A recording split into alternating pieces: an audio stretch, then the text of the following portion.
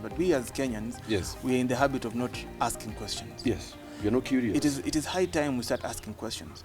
If you're moving to a new house, you're going to rent a place and you're moving into a new house, tell your landlord that I am going to change the locks. Yes.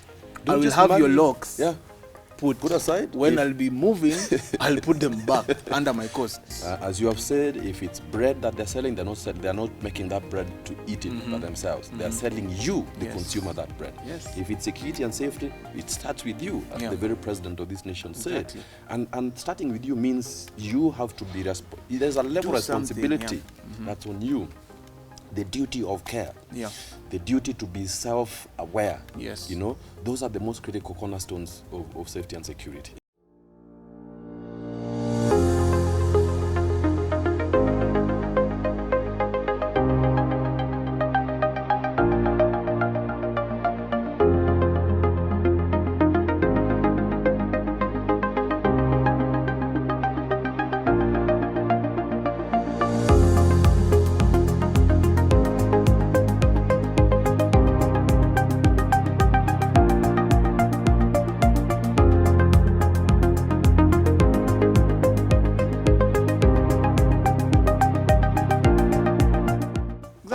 You go to the car wash, you give that person who's handling your vehicle, you don't know him. Yeah.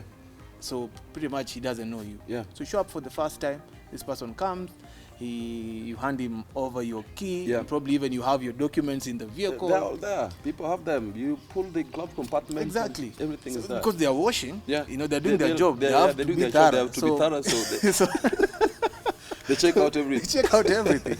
In the glove compartment, they find your documents, probably some cash. They get, you know. And because you did not take your time, you know, to purpose it that you're taking your vehicle for a wash, particular place, I'll be there. Yes. I'll want someone to tell them, hey, this exists inside here. Yes. So just so you know. Exactly. And that also exists that somewhere else, and so that in itself builds deterrence. Yes. Right. Yeah. But as you said, I mean, people have looked for their vehicles, and, you know, comically so I hear people look for their vehicles in their pockets, under their shoes. I'm telling you, like, it is quite sad. It's quite sad, you know, and it happens to the best of us. Because at the end of the day, you ask yourself, okay, now, how did I get myself in this kind of mess? Yeah. If you just took a step back and planned your day. And thought about it.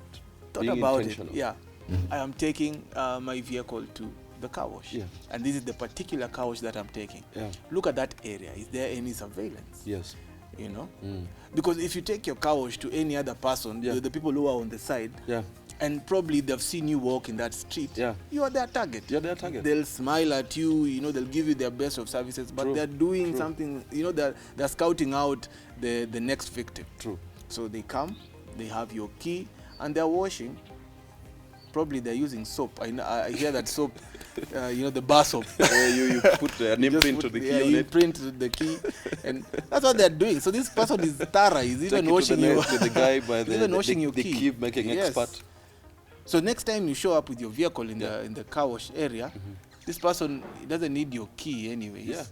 But you still hand over that key. Absolutely. So when you wash your car, you go to Nyamachoma, somewhere else. And there are even people who even make it even worse. Yeah. They call the people to come pick the vehicle. Yeah, to go wash.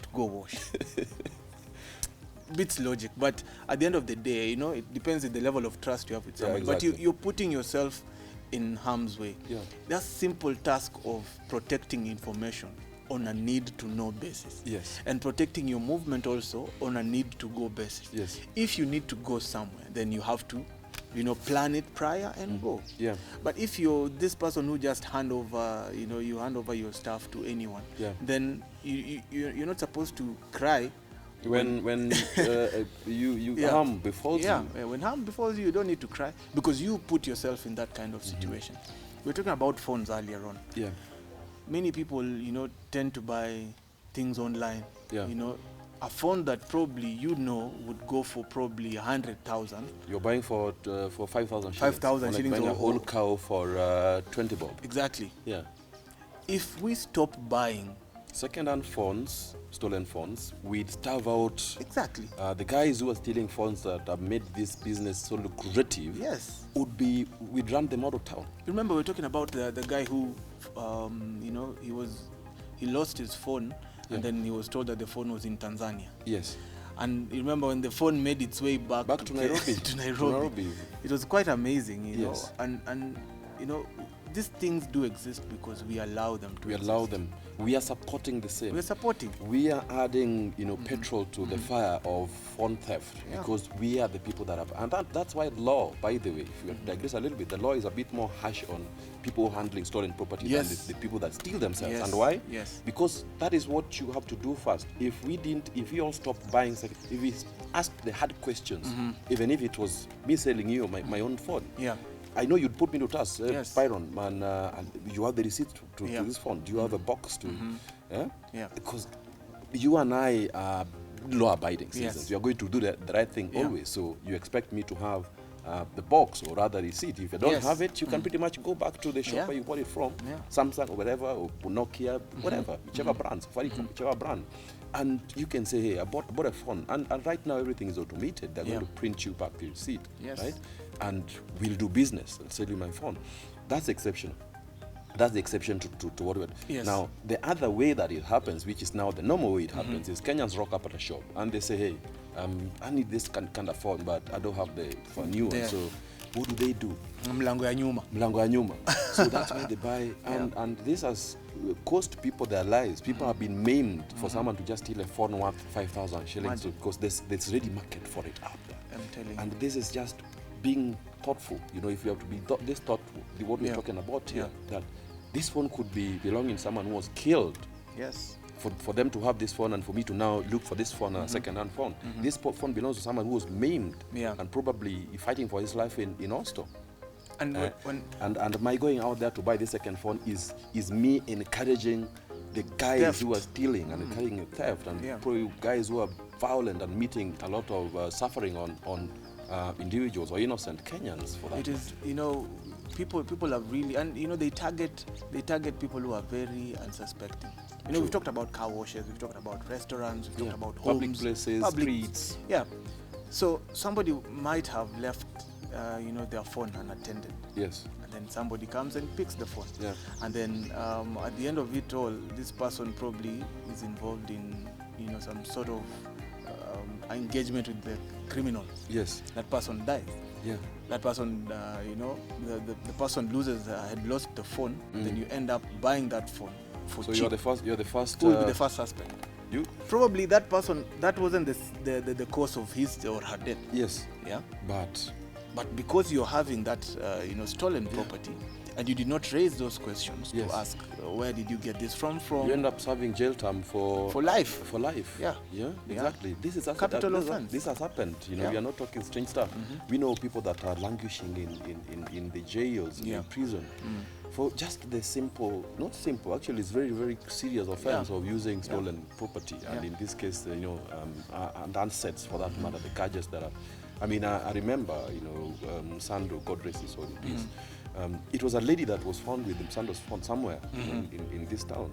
And the questions asked her, and I think that were not answered, is whether she bought it from someone else or whatever happened. But I know of investigators who actually went out of their way to, I think, Migori or some place like that, and got this particular lady.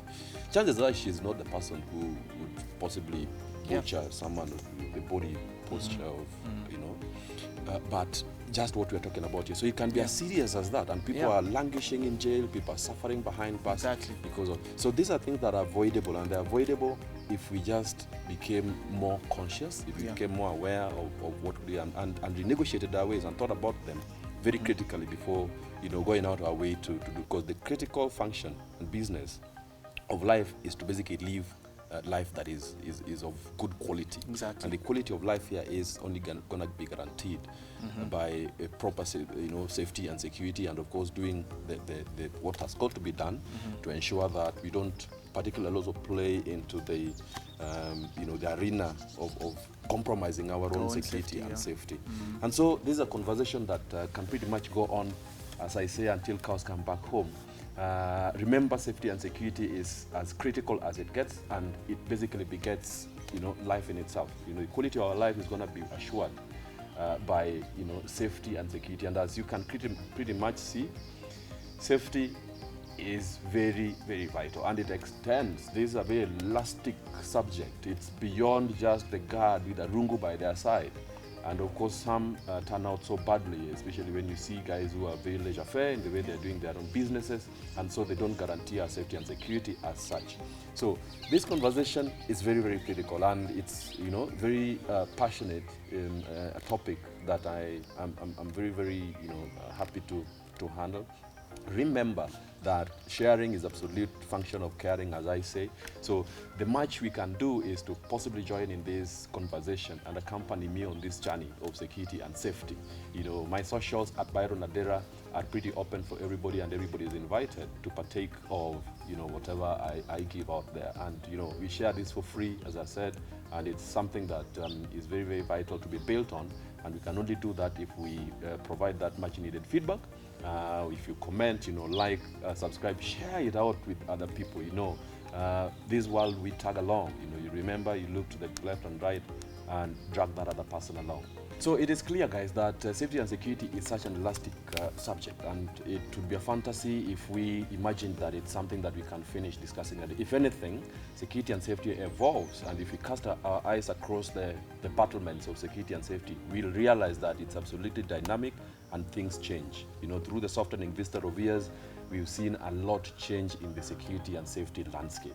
And so this conversation will always go on, and it can always be pretty much honest in my platforms at Byron Adera, and of course Adera Panther on Facebook. And so thank you so much, Kingsley, for joining in this discussion. Yeah, thank you. Group CEO of Crime Shield. Thank you so much.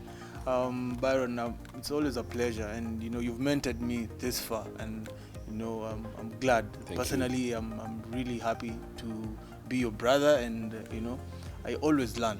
I always learn from you. Always. For those who want to follow my content, you can reach us out on our website, www.crimeshield.org, Instagram and Facebook at crimeshield.org. Yes, and it's a pleasure to always have you. And it's always, of course, we sanitized and we did pretty much keep our social distances. Exactly. And if anything, we've vaccinated. But beyond that, we're still absolutely careful when you get out there. We mask up, and hey, guys, it's very, very serious out there. COVID is here with us, and we have to embrace the new normal, and that includes up to and including, getting vaccinated as is now. Remember to always keep your mask on and wear it properly. My son is always on the campaign trail out there, teaching people how to wear the mask properly, and it gets absolutely mental whenever we spot someone who's not wearing the mask properly. But that's by the way. So remember to tag along, and keep me on my toes. My socials are open for all sorts of discussions at Byron Adera and Adera Panther on Facebook.